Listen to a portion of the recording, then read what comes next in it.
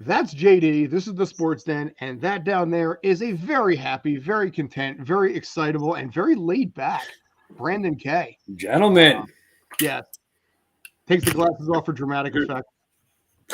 Hold on, I'm blinded. Here we go. Back to inside glasses. But yeah, I mean, I'm on a heater right now, pun intended, and I don't see this stopping anytime soon. Sir, the floor is yours. Go for it.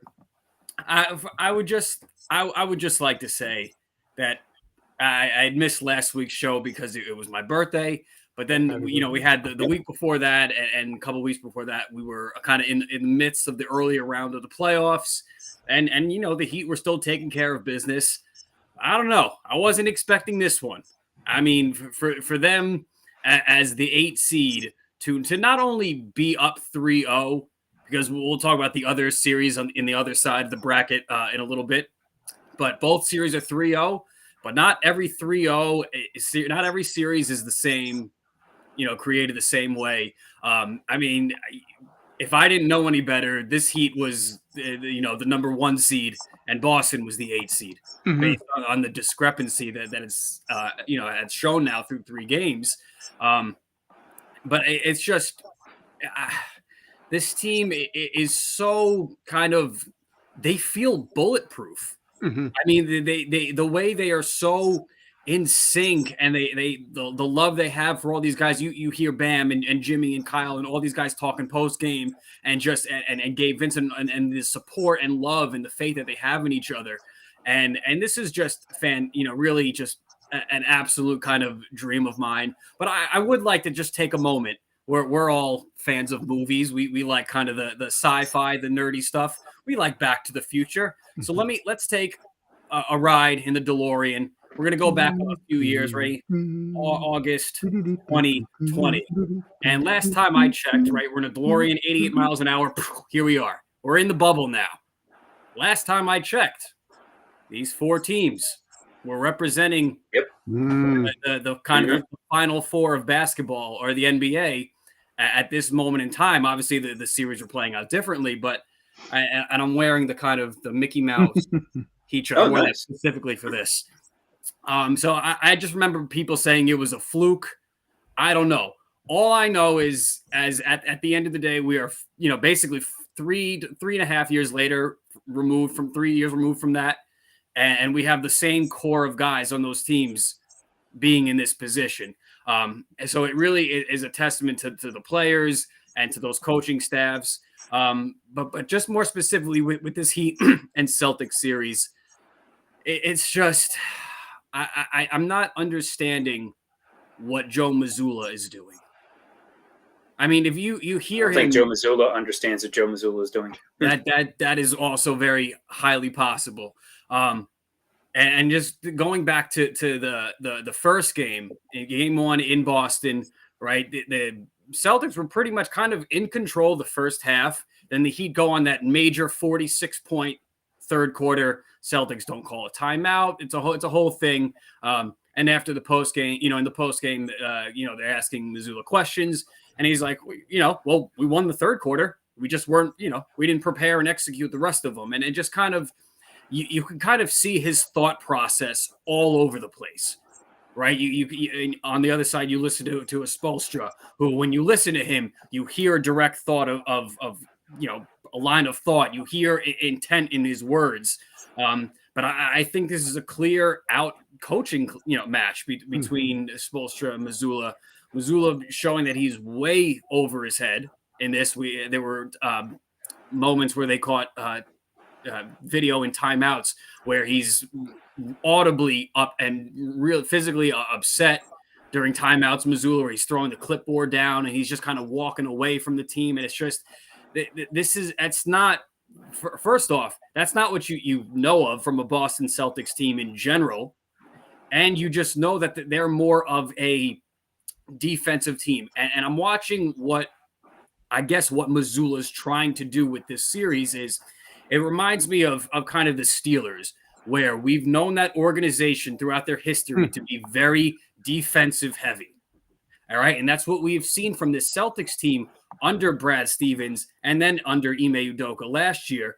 But now they kind of, especially in a playoff form where you're playing the same team anywhere from 4 to 7 games, and not during the regular season where it's one game and you're out of town, you gotta show. And I think that it's just I kind of just lost my train of thought here. There's a lot of familiarity between these teams because not only is the you mentioned the same Final Four from the bubble, but this is also the third time in 4 seasons that Miami and Boston have played in the East Finals. Mm-hmm. So yes, the Heat are technically an 8 seed.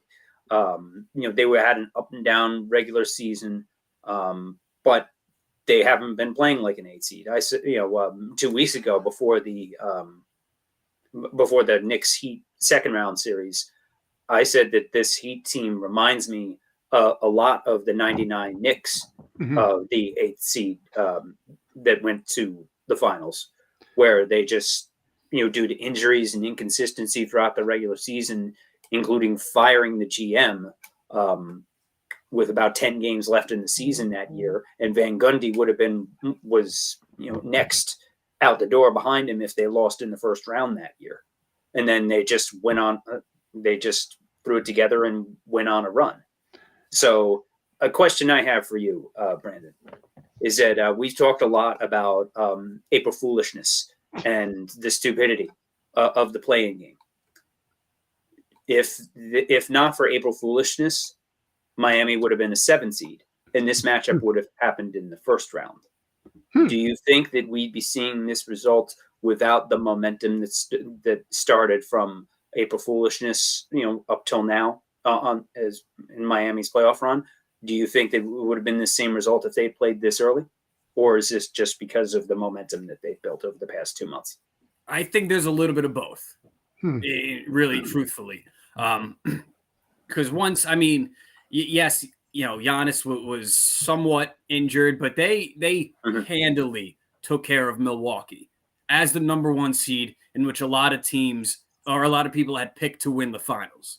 So when you do that, on top of the natural confidence that this team seems to have, yes, that does add to it. Whether you want to whether you think it does or not, it does. And to back, I wanted to go back to my point that I was making. I did remember with the Steelers point where we know they are a defensive organization for the most part. I think Mazzulla is trying to go all offense in this, and it's not holding up. We see Horford, who is getting a lot of minutes, who is a 4-5, whatever you want to call him, that stretches the floor, a big that can shoot, right? Last year, what piece did the Celtics implore, especially defensively, that was so pivotal in them getting, going to a 6th game against Golden State in the finals? And that's Robert Williams, who I have no idea why he is not playing. I don't know if he's in the doghouse. I don't know if he said something bad about Mazzulla's family. I don't know, but he's just not playing. And I think that's a terrible mistake. Because when you have that kind of defensive anchor, you can you slow down and neutralize what a guy like Bam is doing. And last time I was semi-critical of Bam, and I thought he was kind of underperforming a little bit. He was kind of like the Anthony Davis up and down roller coaster, kind of the same prototype player. But he's shown up hard in this series, both sides of the glass.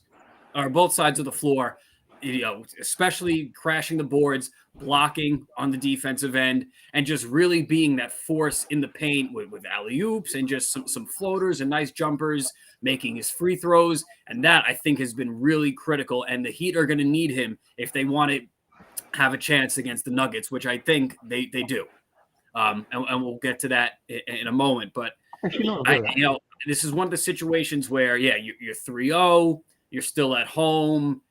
Yes, the series is wrapped up, but I think you have to go into this game 4 as if you're down 0-3 and you are fighting for your life.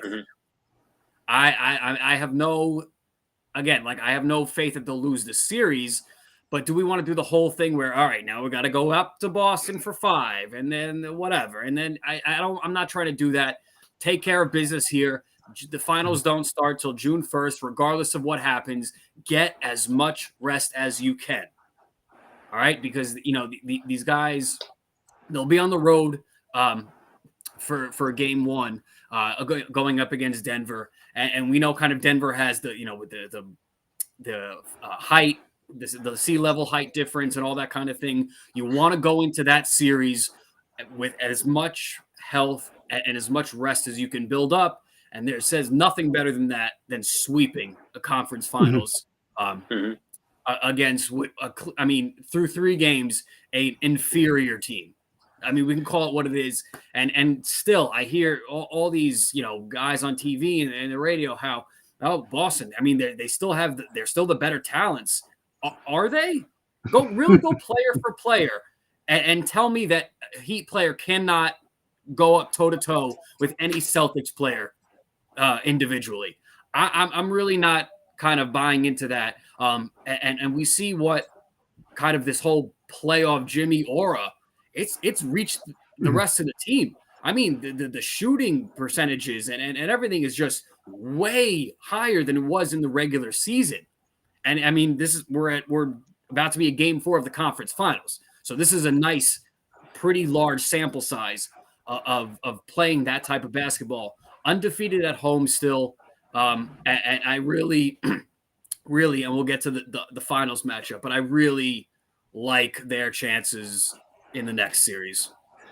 One of the things that was mentioned before was, you mentioned the Knicks. That was actually the last time that an 8 seed actually made it to the finals. So this would be, ironically enough, the first time in the 21st century.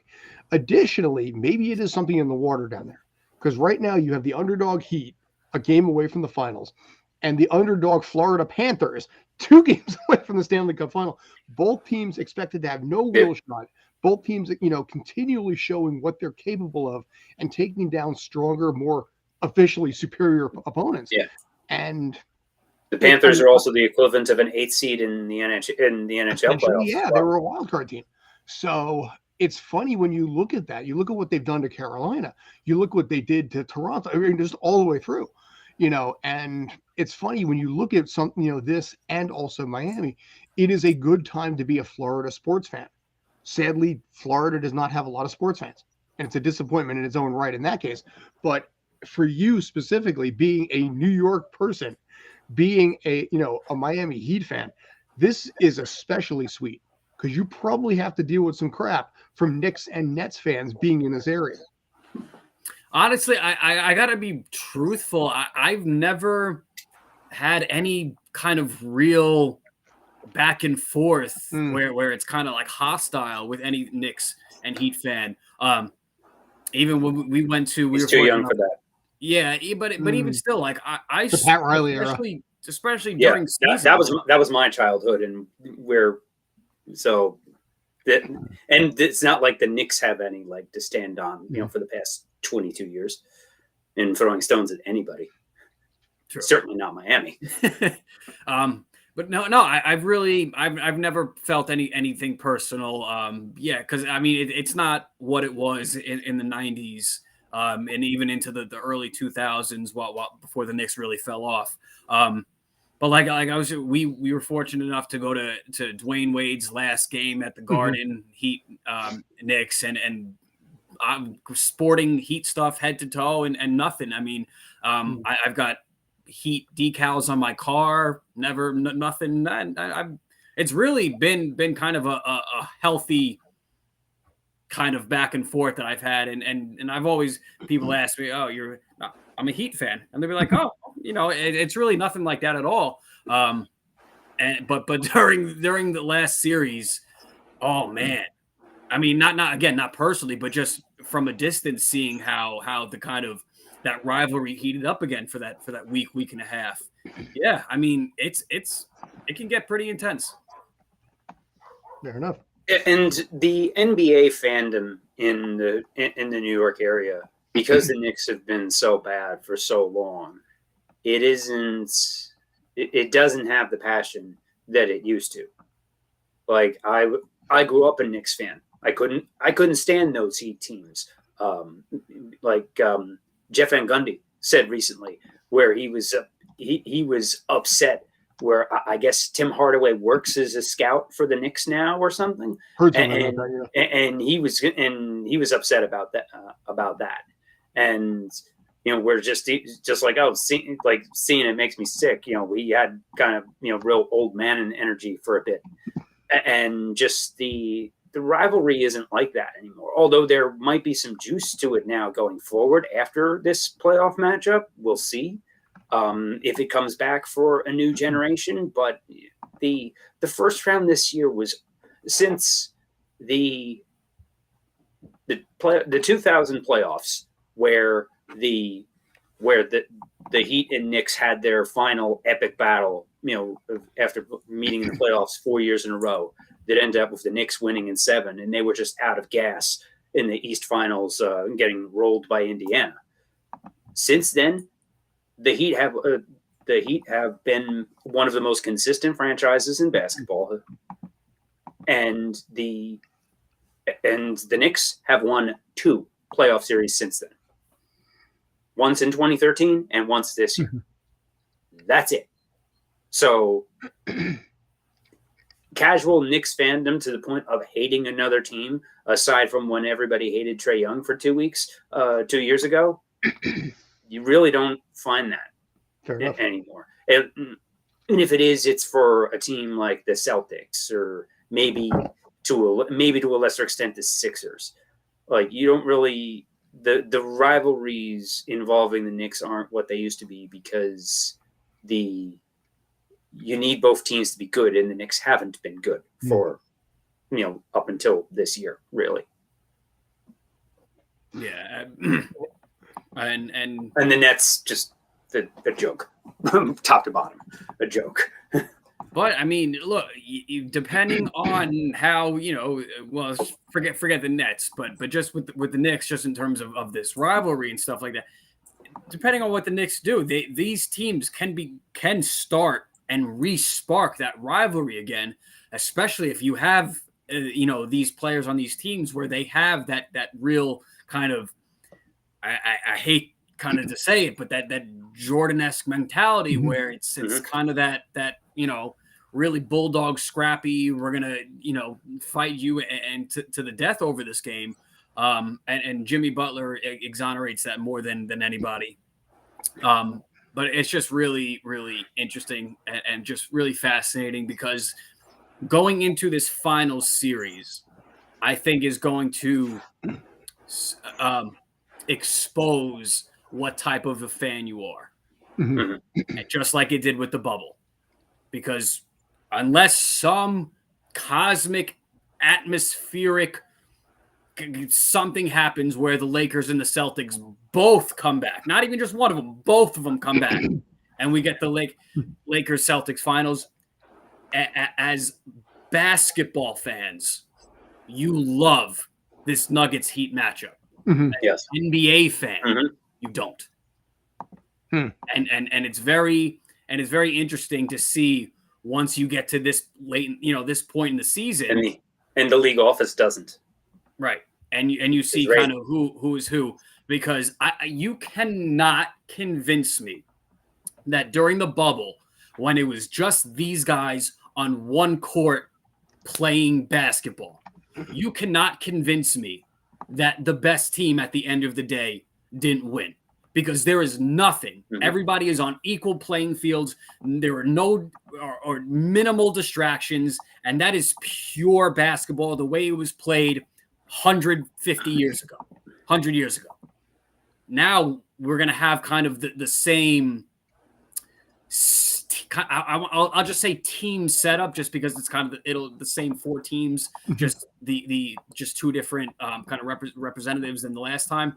It's kind of that same thing, the basketball fan and the NBA fan, and we're going to see kind of basically who's who. But and because it's going to be a storyline of and I see it all the time on social media, like nobody wants to see the Heat versus the Nuggets. No. NBA fans don't want to see that. Basketball fans want to see that, and Heat and Nugget fans. So that's my kind of my thing on that, and I really, if we're gonna just kind of give a prediction, I'm gonna really ride this. I'm gonna go Heat in 7 and go down with my ship, or fly sky high, and hopefully I'm right next to Jimmy and I'm hoisting that trophy too. Yeah. I would say I'll that fly to Miami if they win. I swear to God, I'll do it. I'll do a show live on the beach. Have you been to Miami? It is fun down there. I have done. I mean, we've kind of been hyping up Florida these last few minutes when outside of the sports they really shouldn't be. But yeah, I'll just for that, and then I'm going to get out of there. Yeah, that's the way to do it. Vacation and then leave. Yeah. Now on the other side of the fence,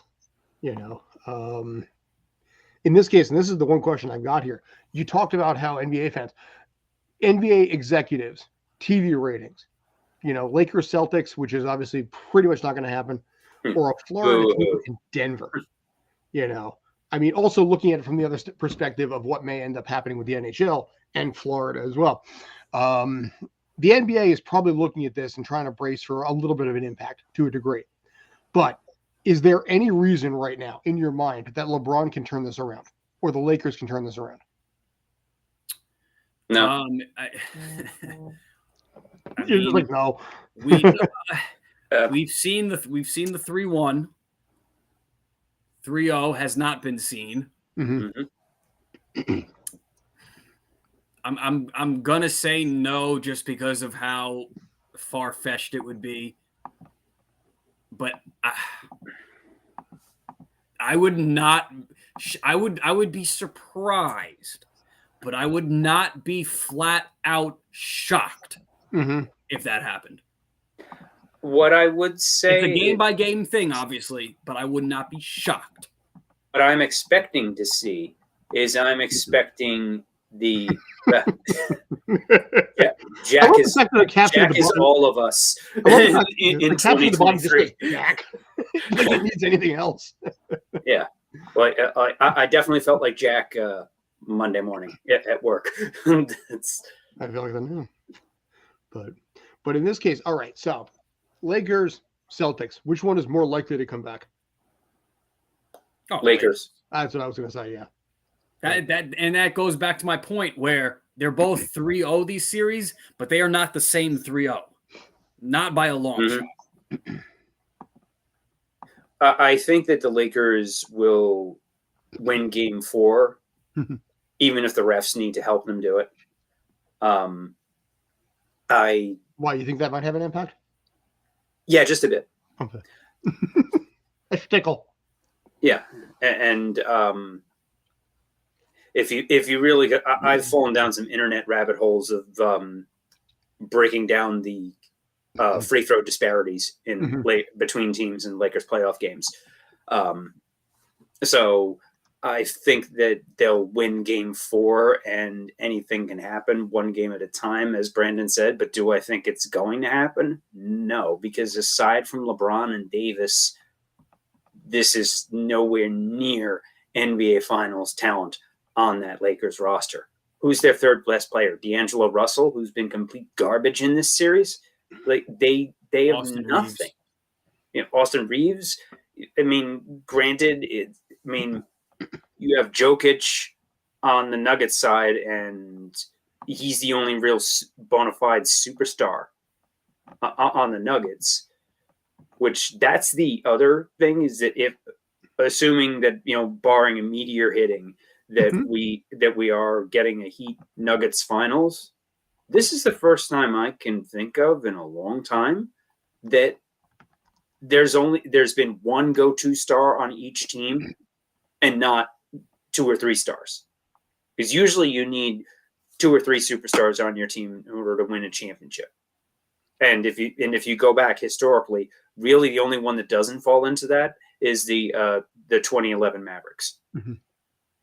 Where they had Kidd and Dirk, but that was about it. What would be the last one? Like Bill Walton's Blazers? Maybe. I'd say maybe the Sonics team. Yeah, probably those 79. Yeah, those Yeah, the '79 Sonics team that had Dennis Johnson, I think Jack Sikma, and not much else. I mean, the '60s were all yeah. Celtics, right? Yeah, and that was for that time a super team. The right. '80s, we know what that was. The '90s, and then it's got to be one of those '70s teams. Yeah, one of those '70s teams, or 2011 Mavericks, and even they had 2 Hall of Famers. But you don't have that with either the Nuggets or the Heat. Like Jokic and Butler are the only future Hall of Famers I see in this series. I don't even, but also I admit I'm not being an NBA guy as much. I don't know I don't think I've watched any Nuggets games this year. So I will throw that full disclosure out there. Yeah, they're one of those weird teams because they are treated like, as deservingly such, as one of those primetime teams, but because they are in those middle of the country time zones, it's kind of it's a bit funny on how you can and when you're going to be able to watch them for an entire game. You'll get some spurts because of how late in the night they start, but yeah, it is hard out in our area to get full Nuggets games, and for us to consciously be up for full Nuggets games. Yeah, Jamal Murray's a solid player. Michael Porter Jr. is all right, but you have Aaron Gordon. None of the other name. Looking at this Denver roster and their stats this year, there's just nobody else on here that moves the needle as far as superstar or all-star ones that I can see. Yeah, with Denver, they're one of those teams where you have a kind of a balanced roster. You have the guys that are playing up to or kind of above their regular season. Jamal Murray, who was balling out in the bubble, funny enough, balling out here again. So not to get back on that point, but I think, and then you get to the coaching staff. Mike Malone. He's a damn good coach. They have a system, and a coaching staff in Denver that knows the roster they have and knows how to utilize him. Joe is the facilitator of all for there. You have the guy in Murray who could complement that. You have the rest of the roster, and it's working out. They're favored to win the title, and we'll see what they do, barring some astronomical and cosmic shift where they don't make the finals. But now, another take I'll go back to on this before we move on to another topic is one article I read today, which I wholeheartedly agree with, is that it is good seeing some different teams, some low seeds making a run. Although Miami's a low seed, they are still one of the usual suspects. But much like the baseball playoffs last season, this proves once and for all the NBA regular season is meaningless. Why do you expect people to pay full price for tickets when half the players don't even want to play or don't even try, because they're resting up for the playoffs, because the playoffs are what matter. A random regular season game in January does not. Well, that was some of the thing. We'll get to baseball and the Yankees in a bit, but that was part of the problem. We'll get to that in a sec about, Aaron Judge being benched yesterday. But in its own time. Sorry. Yeah, but just these, for the NBA, Major League Baseball especially, and to a lesser extent the NHL, but the NHL playoffs the Stanley Cup playoffs have an inherent randomness to them. But NBA regular season, you used to say, oh, well, at least you got a high seed, and there weren't very many upsets in the playoffs, as we talked about. There really haven't been. Now it's been crazy. It's like March Madness, seeing some of the teams, but also the parity throughout the season, where there was 5 games separating third place from 8th in the West, if that. And everybody was just kind of jumbled together all seasons, which, but 1 through 8, it was tighter than it's been in a long time. So there is parity. It's weird how there's both parity and not parity at the same time in the NBA. It's weird, but somehow there is, where it's both the same few teams all the time, but also more teams have a chance. Like Miami's making a run as an 8 seed, but also this is the 3rd time in the last 4 years they've been in the conference finals. So is it really that much of a run? You could go both. You could go either side on that. Winning the title would solidify it. Sure. It's one Absolutely. Of those things. It's one of those things where they're at the point where it's either kind of par for the course for what they've been doing the last half decade, or really decade and a half, or really something truly historical, in starting from at really the absolute bottom of this kind of this level of teams to get into this dance, where you really went from the bottom to the top and knocked out heavy hitters in doing so. Yeah. Jimmy Butler is currently Reggie Miller status of this generation. But in order to make that Jordan, Kobe, LeBron jump, he needs to finish this, and the Heat need to win. In order to make that jump as far as next level all-time greats, facts are facts. He needs that championship. This could be the year to get it. Right now, he's Reggie Miller, which is damn good and Hall of Famer. But with no ring, that's where it stays for now. Fair. And if he were to win, it would open up a conversation that a lot of guys would be dragged into. A guy like maybe a Kevin Durant, who a lot of people would say, that one ring in those circumstances, will there be people that wouldn't take Jimmy Butler over KD all time now if that were to happen? I think that becomes a question. And not only that, I want to say this about the Heat. They would end up doing that, beating a 4, a 2, and both number 1 seeds. I mean, that's and losing. Well, I mean, at this point, they've only lost 3 playoff games, and then we would see what happens in that Nuggets series. But going through and losing a very few, you almost count them on one hand how many times they've lost in a playoff run, and just going into April foolishness, going into the actual tournament, the actual playoff, first round and stuff. The Heat were the last. I'm going to say that again. Last. The least scoring team in the regular season. Okay? And then to even kind of put it into a very, look through a microscope for one game last night. You don't know the score. I'm going to tell you the Celtics got 21 offensive rebounds and the Heat got 1. What do you think won that game?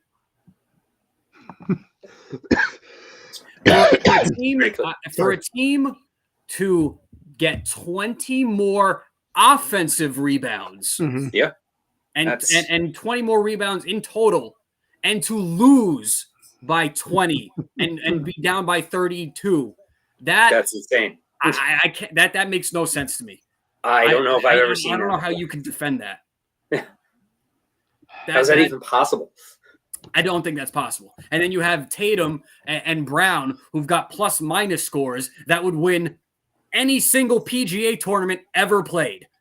Both of them being a combined minus 46. You would have beat Brooks Koepka yesterday.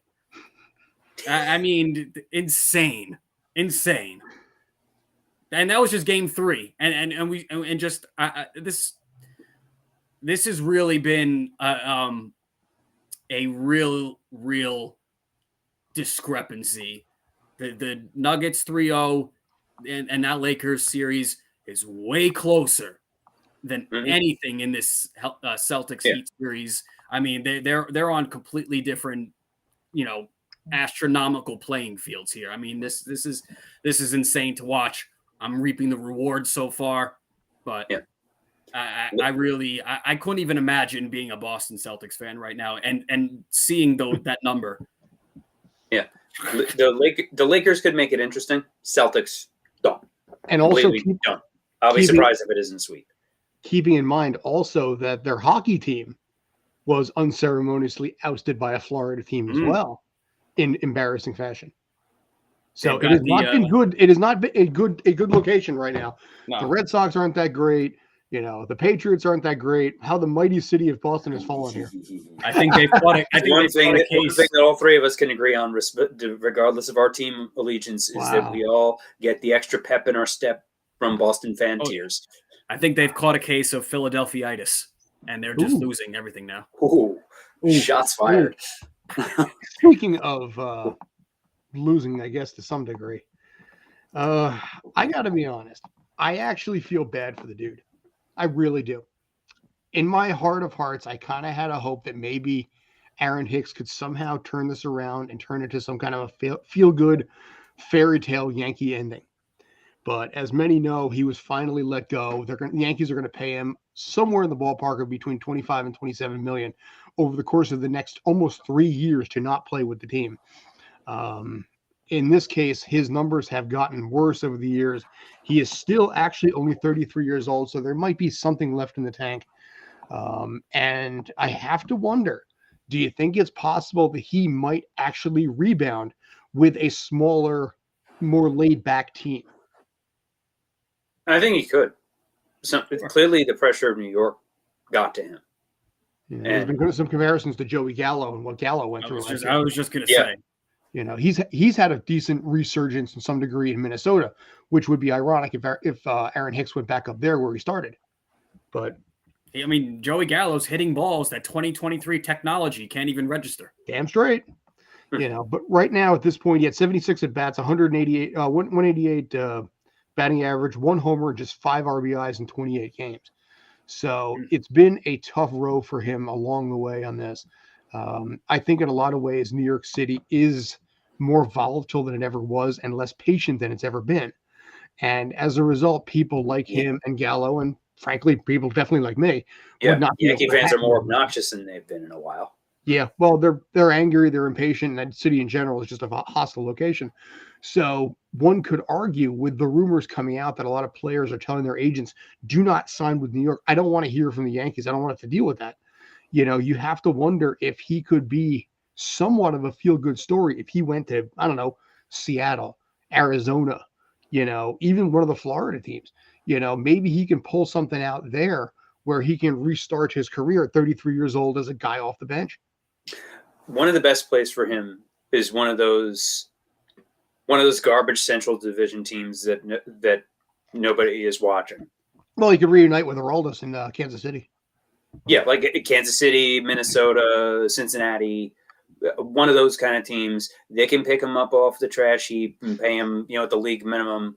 And, Hicks is still getting the 20 plus million from the Yankees. So he'd be fine with that just to play somewhere different and get a complete change of scenery. Sure. Because that's what he needs. Because even going to a place like LA or Seattle wouldn't cut it.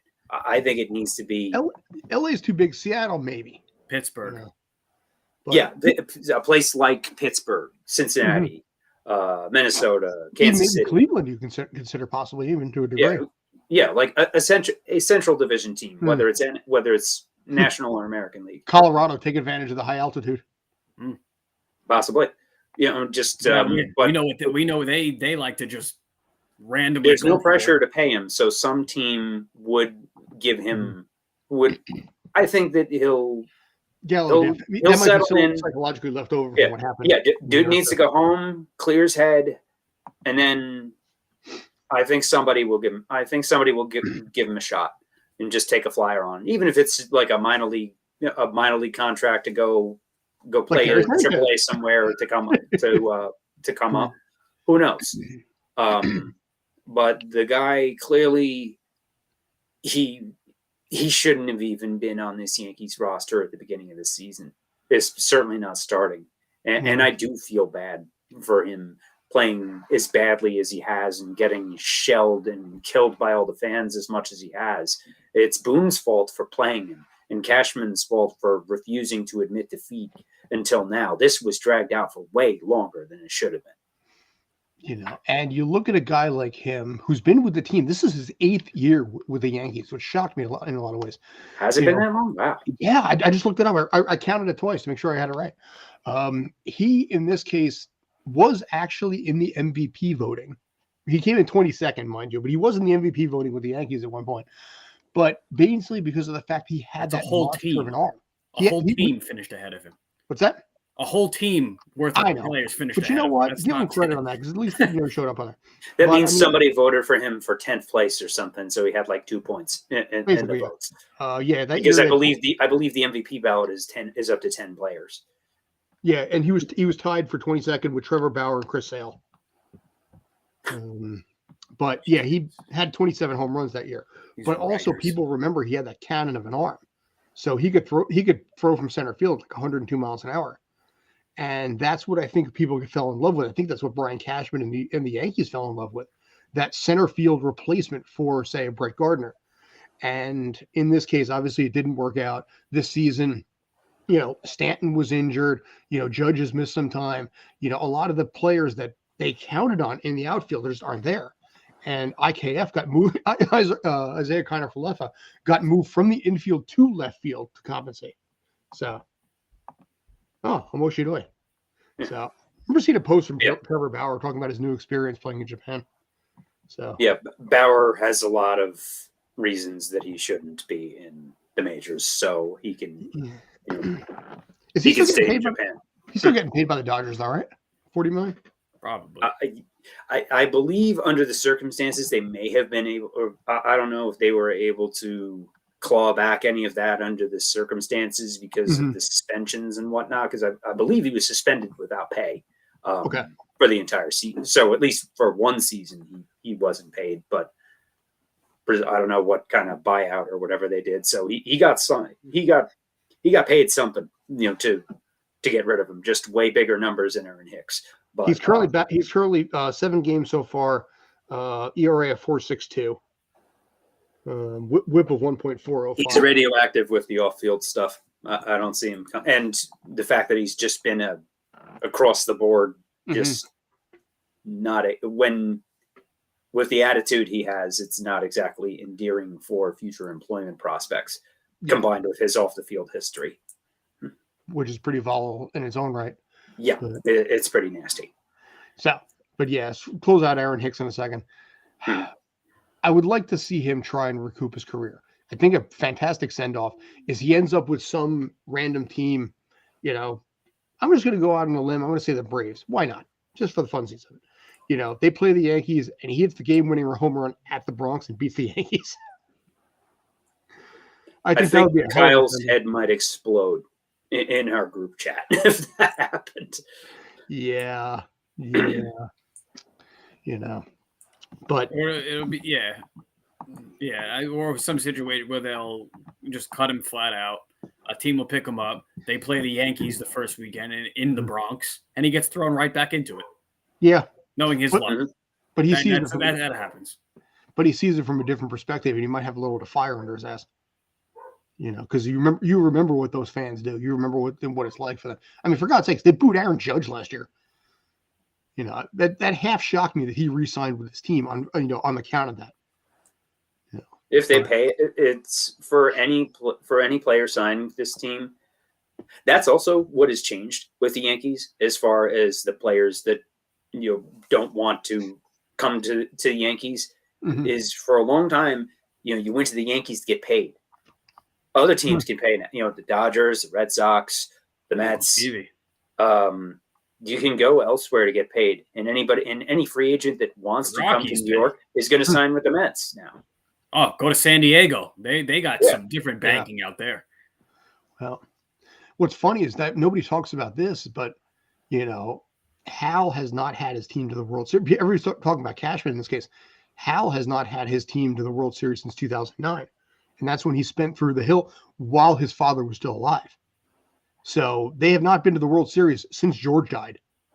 Now I know that because I know those last few years that George wasn't actively running things for the last 5 years as his health declined, and I'm trying to remember the timeline of it. That I believe that Hank was in charge for a bit, and I believe after the A-Rod contract, they basically sent him down to Tampa for him never to return. And now he's unfortunately passed away since. But I forget what the timeline was on that. If it was Hank or Hal that was actually in charge, so to speak, in 2009. That was more Hal at that point. Yeah. But because Hal made the decision to bring in Sabathia, bring in Teixeira, AJ Burnett. Okay, so I couldn't remember who was. By that point, it was kind of his team. Okay, and then all right. So he does get credit for one team that was bought. Yeah, but nothing since then. And I get it to a degree. They spent through the nose. They paid bank on this because of the fact they wanted to give their father one last shot at a World Series before he died, and he died the next summer. So they gave him one more for the road, which, okay, good son that way. But ever since George died, that team has not been back to the World Series. And that's a weird thing when you think about it. At least to me. And I believe that the 2010s were the first decade in which the Yankees did not make a single World Series since the 1910s. That is correct. Because in the 80s, they made it in 81. So yeah, they did make it in 81. So I have a program from the 81 World Series that my dad was at Game 1. Nice. So it's run by desk staff. But Hal is just sitting back counting the money. Oh yeah, that's all Hal is doing what a lot of second generation business owners do, where just the founder that builds everything up. Look at Walmart. How Sam Walton ran the company versus how the Sons run the company, and now just are buying a bunch of sports buying all the Colorado sports teams. Yeah, they own four or five of them out there. If you include Cranky's holdings as part of the expanded Walmart universe, they own all 5 professional sports teams in Colorado. Or no, they don't. They don't own the Rockies, so they own 4. The Rocky, they own the Avalanche. Yeah, for now. Although, because of how terrible Dan Montfort is, Rockies fans, I think, actually would be okay to being folded into that. But you now have the Broncos. Cranky runs the Cranky, because Stan Cranky is married to Ann Walton. There's a woman Walton in there that owns some stuff too. So one of the Walmart heirs is married to Stan Cranky, who's the owner of the LA Rams, and his son runs the Avalanche, the Nuggets. It's a different Walmart. It's a different Walton heir that owns the Broncos. Rob Walton, the brother, and the Colorado Rapids MLS team. Okay. So George. So anyway, I kind of went off track there, but but as far as what happens with the iconic companies, the Walmarts and the Apples of the world, that there's a step down when it's the next generation that takes over in most circumstances, and that's what we have with the Yankees, where because they're not the ones who built it, Hal is reaping the benefits of what George built. And isn't really adding to it. Like if it wasn't the Pinstripes and the Yankees in New York, he runs it like a small market team, just with no interest in spending. He's just happy to rake it in. But there isn't. What kind of dirt does Cashman have on any of them? Is what I probably a lot. That man's been there for decades now. So that that's got to be it. The GM since 1997. Right. So he probably has more dirt on the Steinbrenners than like Kathleen Kennedy has on like the Bobs at Disney. I'm pretty sure. Probably. God, don't even. Dude, let's not even talk about Kathleen Kennedy. But I don't know. Horrible. All right, moving on as quickly as possible, just so I can get to make Brandon feel better. Oh, the pinstripes. Yeah, every team has pinstripes. Get over it. Mm. Okay, move on. Well, in this case, I guess we'll probably close this out with a quick little NHL stuff. Florida Panthers, 2-0 right now. You know, they expected basically that they were never going to get past it. You know, any of the teams that are out there, quick in and out. But there's something about the little Florida magic this year. You know, the Heat, the Panthers, the Rays. You know, there's something special that's in the water down there. And this team, amazingly, is 2 games away from a Stanley Cup final. And it's kind of exciting in a weird way. We were just talking about the Bobs in Florida. Here's another one, Sergei Bobrovsky. Yes. He is the, first he took out the Bruins. Mm-hmm. The second time that Bobrovsky has taken down a record-setting President's Trophy winning team, because he was also the goalie for the Columbus Blue Jackets in 2019 when they beat Tampa Bay Lightning in the first round. And you see this a lot in hockey, and this plays into some of the randomness of the Stanley Cup playoffs, is the fact that a hot goalie can take you very far. Mm-hmm. Sometimes can take you all the way to a cup, sometimes get to a final, and then the wheels come off. That notably happened with the first Florida Panthers Stanley Cup final run in 1996 with John Van Beesbrook. So I've been thinking about that a bit lately with this team, although they didn't beat all-time, record-setting teams along the way. But this definitely has a similar feel. Also, just the randomness of overtime. Both of these games, all 4 games, the East and West Finals in the Stanley Cup playoffs so far, all 4 of those games have gone to overtime. Mm-hmm. And in the case of the game 1 of the Carolina-Florida series, went to 4 overtimes. That's like playing 2 whole games and then some. Mm-hmm. And even that happened after a controversial, non-goal call that would have given Carolina the victory in game 1, in only 1 overtime, and then they kept playing. So I think that Carolina is too talented for this to go down as a sweep. But this could be like the 2012 finals, where just because of the randomness of overtime in the first 2 games and going down early, the Carolina might come back and make it interesting. And as we saw with the Devils series in the second round, Carolina is very talented. Florida has talent and has a hot goalie, but they do not have the scoring and top to bottom talent on paper that Carolina does. Mm-hmm. Although I think they could still beat them. Either Vegas or Dallas coming out of the West, currently on paper has more talent. Well, right now Vegas is up 2-0 too. So yes, Vegas is up 2-0 after their own 2 overtime victories in their series.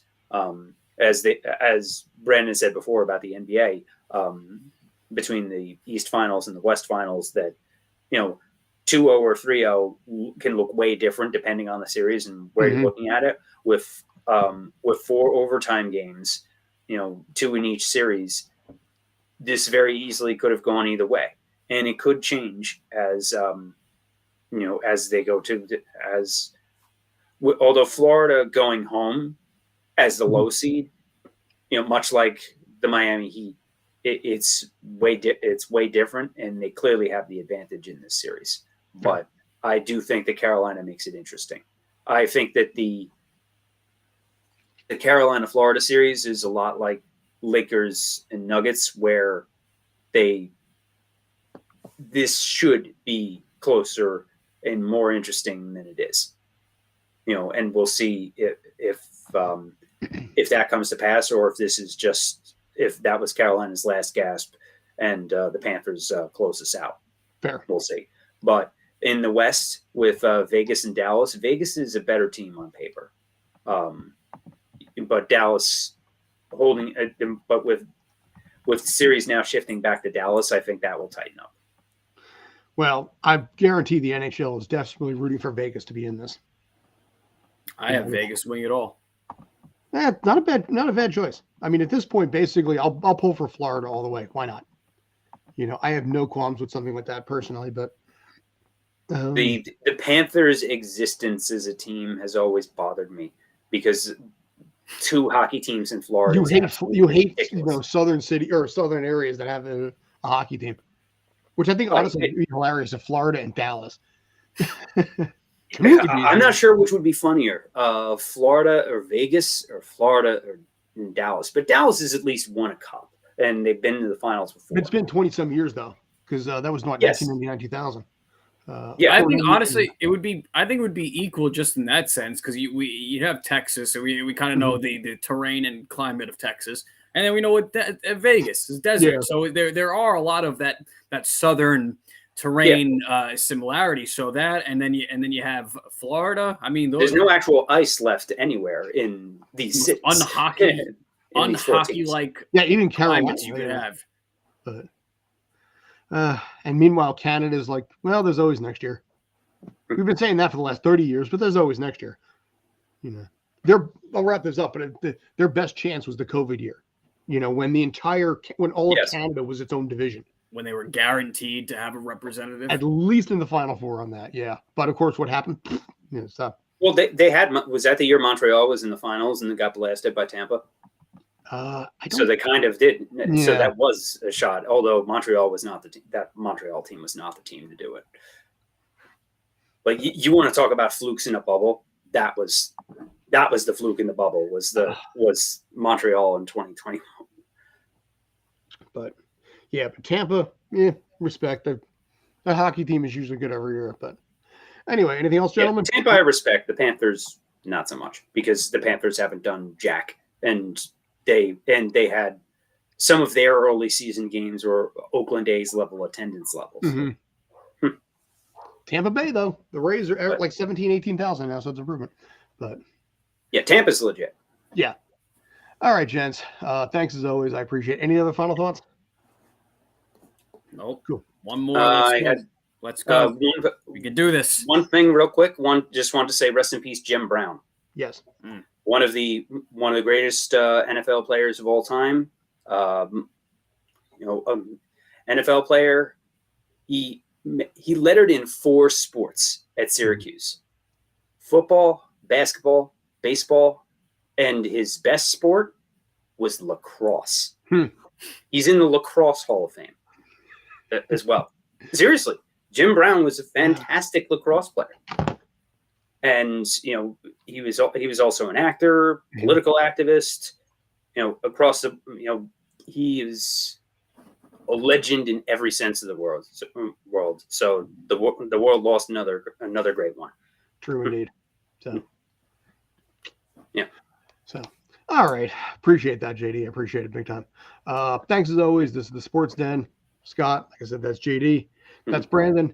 Take care, and as always, stay awesome. And basically, for Brandon, one more game.